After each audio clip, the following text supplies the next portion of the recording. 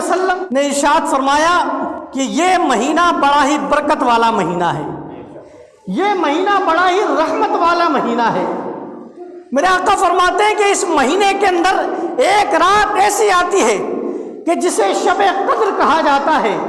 حضور فرماتے ہیں کہ جس شخص نے اس رات میں عبادت کر لی، اللہ تبارک و تعالیٰ اسے 1000 مہینوں سے زیادہ عبادت کرنے کا ثواب عطا فرماتا ہے۔ ایک رات عبادت کرنی ہے اور کتنے مہینہ؟ 1000 مہینوں سے بھی زیادہ کا ثواب اللہ تبارک و تعالیٰ عطا فرماتا ہے۔ میرے آقا صلی اللہ علیہ وسلم ارشاد فرماتے ہیں کہ اس مہینے کے اندر مومنوں کا رزق بڑھا دیا جاتا ہے، اس مہینے کے اندر مومنوں کا رزق بڑھا دیا جاتا ہے۔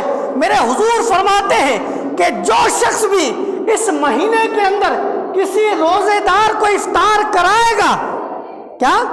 کسی روزے دار کو افطار کرائے گا، اللہ تبارک و تعالیٰ افطار کرانے والے کو اتنا ہی ثواب عطا فرمائے گا۔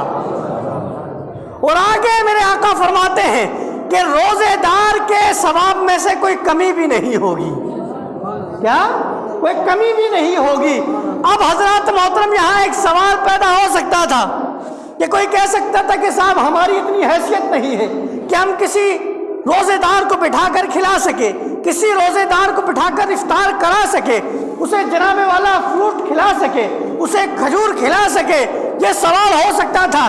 لیکن ایک صحابی رسول حضرت سلمان فارسی نے یہ سوال کر دیا، یا رسول اللہ صلی اللہ علیہ وسلم، ہم لوگوں کے اندر اکثر ایسے ہیں کہ جن کے اندر اتنی طاقت نہیں ہے، اتنی وسعت نہیں ہے کہ وہ کسی کو افطار کرا سکے، کسی کا روزہ کھلوا سکے، یا رسول اللہ وہ شخص تو اس ثواب سے محروم ہو جائے گا۔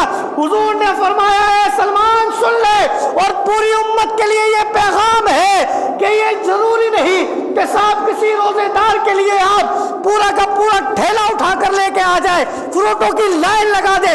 حضور نے فرمایا کہ جو کوئی بھی شخص کسی روزے دار کو ایک گھونٹ دودھ، ایک گھونٹ پانی اور ایک کھجور سے بھی روزہ افطار کرا دے گا، اللہ اسے بھی اتنا ہی ثواب عطا فرمائے گا، اللہ اسے بھی اتنا ہی ثواب عطا فرمائے گا۔ تو اے لوگوں، بڑا ہی سنہرا موقع ہے، بڑا ہی قیمتی موقع ہے، یہ ایک گولڈن چانس ہے کہ ہم میں سے ہر ایک شخص اتنی طاقت رکھتا ہی ہے کہ کم از کم کھجور تو دے ہی سکتا ہے، کھجور تو دے ہی سکتا ہے۔ اتنا تو کوئی بھی کنگال نہیں ہے آج کے دور میں کہ ایک کھجور نہ دے سکے۔ تو جس سے جتنی ہو سکے اتنے لوگوں کی مدد کرے، روزے دار کو اپنے یہاں بلائیں، ایک دوسروں کے یہاں جائیں۔ بھئی یہی طریقہ ہو سکتا ہے نا، کیونکہ ضروری نہیں کہ ہر بار کوئی مسافر آپ کے سامنے آ جائے، کوئی ضروری نہیں۔ تو ایسا بھی تو ہو سکتا ہے نا کہ ایک دن آپ دعوت کرے، دوسرے دن کوئی دوسرا بھائی دعوت کرے۔ بھئی آپ سے رشتہ داری کی بات کر رہا ہوں، یہ نہ سوچے کہ آپ میں سمجھ رہا ہوں کہ میری دعوت کرے آپ، میں اپنی نہیں بول رہا ہوں، الحمدللہ میرے پاس آتا ہے۔ آپ اپنے رشتہ داروں کو بلائیں، بہنوں کو بلائیں، بھائیوں کو بلائیں، اور جو بھی آپ کے رشتہ دار ہیں پڑوسیوں کو بلائیں۔ ضروری نہیں پورے محلے کی دعوت دے، آپ کا جو پڑوس کے اندر ہے اس بھائی کی آپ دعوت کر دیں۔ کتنا ثواب عطا فرما رہا ہے اللہ تبارک و تعالیٰ، ایک کھجور کے بدلے کتنا ثواب، روزے دار کو جتنا ثواب عطا فرما رہا ہے، اور روزے دار کو کتنا ثواب دیا جاتا ہے یہ اللہ اس کا رسول ہی بہتر جانتا ہے۔ روزے دار کے بارے میں یہ آیا ہے کہ جو روزے دار روزہ رکھتا ہے اور اس کے روزے رکھنے کی بنیاد پر، بھوکے رہنے کی بنیاد پر اس کے منہ سے جو اسمیل آتی ہے، بو آتی ہے، اللہ تبارک و تعالیٰ کو کستوری سے زیادہ وہ محبوب ہے، پسند ہے۔ تو سوچو کہ روزے دار کی اسمیل اللہ کے یہاں اتنی مقبول ہے، تو وہ جو پورے دن روزہ رکھ رہا ہے اللہ اس کو کتنا اجر عطا فرما رہا ہوگا، کتنا ثواب عطا فرما رہا ہوگا۔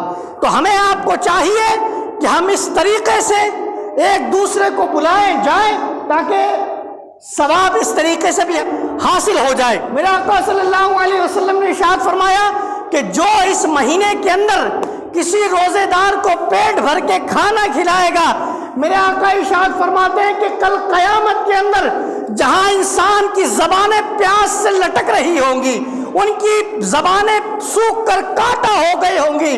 حضور فرماتے ہیں کہ اللہ تبارک و تعالیٰ میرے حوض کوثر سے اسے پانی پلائے گا، اور جب اللہ اسے حوض کوثر سے پانی پلائے گا تو وہ کبھی بھی پیاسا نہیں ہوگا یہاں تک کہ جنت میں داخل ہو جائے گا۔